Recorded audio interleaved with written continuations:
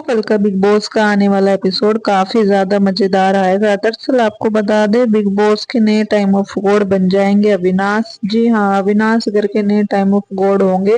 दरअसल आपको बता दें, 4 लोग ये टास्क जीते थे जिन्होंने सबसे ज्यादा करेंसी इकट्ठी करी थी, जिसमें थे अविनाश, शुम, श्रुतिका और रजत। रजत ने भी काफी ज्यादा चौथे नंबर में थे और उन्होंने काफी ज्यादा करेंसी एक्सचेंज करी थी। इसीलिए वो 4 कंटेंडर थे जिनमें से घर का नया एक टाइम कोड बन सकता था।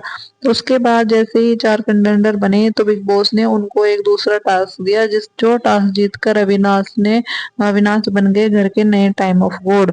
तो दरअसल जैसे ही घर के नए टाइम ऑफ गॉड बने अविनाश, तो बिग बॉस ने उनको एक स्पेशल पावर दे दी और उनको बोला कि जो घर के नॉमिनेट सदस्य हैं उनमें से आप किसी एक को सेव कर सकते हैं। इवन अगले हफ्ते भी आप किन्हीं 6 लोगों को नॉमिनेट कर सकते हैं। तो ये स्पेशल पावर मिल गई है अविनाश को। उसके बाद आपको बता दें कि एडिन और यामिनी बात कर रहे होते हैं कशिश से। वो बोलते हैं कि इन लोगों ने तो हम वाइल्ड कार्ड एंट्री को हल्के में ही ले लिया है और हमें कुछ समझ ही नहीं रहे, हमारा किसी भी चीज में कोई नाम ही नहीं आता है। तभी वहां पे कशिश बोलती है कि आप लोग जो है खुद ही लड़ाइयाँ करते रहते हो आपस में ही, इसीलिए वो आप लोगों को कोई भाव ही नहीं दे रहे हैं, आप आपस में ही बात करते रहते हो। उसके बाद चाहत और दिग्विजय बैठे हुए होते हैं। दिग्विजय वहां पे पूछता है चाहत को कि अविनाश ने विवेन को नॉमिनेट क्यों किया।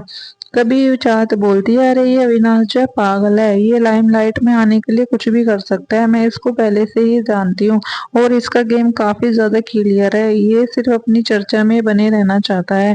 इसको ये फर्क नहीं पड़ता है कि इसके लिए निगेटिव बातें हो रही है, पॉजिटिव बातें हो रही है, इसको बस लाइमलाइट में रहना है और हर कहीं पे इसके ही चर्चे होने चाहिए, वीकेंड के वार पे भी इसी की बात होनी चाहिए। बस यही ये इसका मेन मोटिव है। तभी और देखो ऐसा हो भी रहा है। दिग्विजय बोलता है, हाँ तुम सही बात कर रही हो।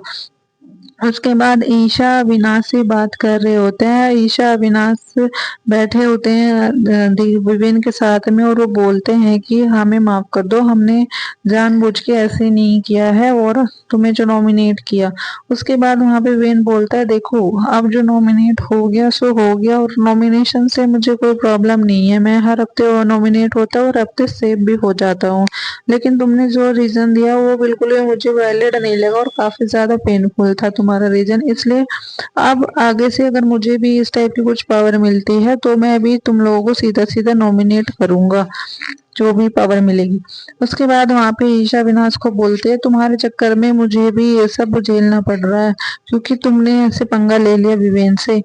दूसरी तरफ वहां पे फिर अविनाश बोलता है कि देखो अगर तुम्हें विवेन की साइड लेनी है तो तुम उसके पास चली जाओ, मुझे उससे कोई मतलब नहीं, मैंने अगर उसको नॉमिनेट कर दिया तो कर दिया। अब उसका देखो तो हर वीकेंड के बार पे इन्हीं तीनों लोगों की बात होती है कि शिल्पा, करणवीर, विवेन, शिल्पा, करणवीर, विवेन, या तीनों को, सिर्फ इन्हीं को तीनों को टॉप 3 में जाना है, हमें नहीं जाना फिनाले में, मुझे भी फिनाले में जाना है, इसलिए मैंने कर दिया। दूसरी तरफ आपको बता दें, करणवीर विवेन आपस में बात करते होते हैं और वो दोनों एक दूसरे से माफी भी मांगते हैं और बोलते हैं कि हम अपनी जो हमारी 12 साल की दोस्ती थी वो हम कंटिन्यू रखेंगे। उसके बाद आपको बता दें, शिल्पा भी यहाँ पे विवेन को टोंट कसती है, वो बोलती है, विवेन आप बताओ, तुम मुझे पहले बोलते थे कि करणवीर ने तुम्हें नॉमिनेट कर दिया तो तुम फिर भी उससे क्यों बात करती हो, अब तुम्हें अविनाश ने नॉमिनेट कर दिया तो तुम क्यों फिर उससे बात कर रहे हो, तुमने तो फिर भी उससे रिलेशन रखा हुआ है और तुम उससे बात भी कर रहे हो। तो वहां पे वेन बोलता है, वो उसका पर्सनल मैटर है, मुझे उससे कोई मतलब नहीं है। तो फिर वहां पे शिल्पा भी गुस्से में बोलती है कि तो फिर तुम मुझे क्यों टोकते थे, फिर तुम क्यों बोलते थे कि अब ये तो मेरा भी पर्सनल मैटर हो गया ना, तुम क्यों फिर बीच में बोल रहे हो इस चीज में। तो काफी ज्यादा इस बात पे तू मैं हो जाती है शिल्पा और विवेन की। उसके बाद गाइस आपको बता दें, चुम काफी ज्यादा नाराज होती है करणवीर और शिल्पा से, दोनों फिर जाके माफी मांगते हैं चुम से और उसको मना लेते हैं। चुम काफी अच्छी लड़की है, वो काफी ज्यादा पॉजिटिव रहती है और किसी के बारे में ऐसा कुछ उलट सुलट नहीं बोलती है।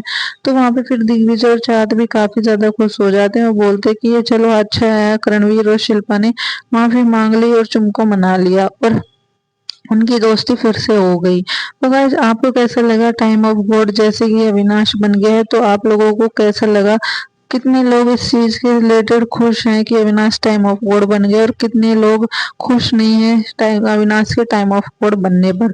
प्लीज कमेंट में करके जरूर बताइएगा। चैनल को सब्सक्राइब कीजिएगा, वीडियो को लाइक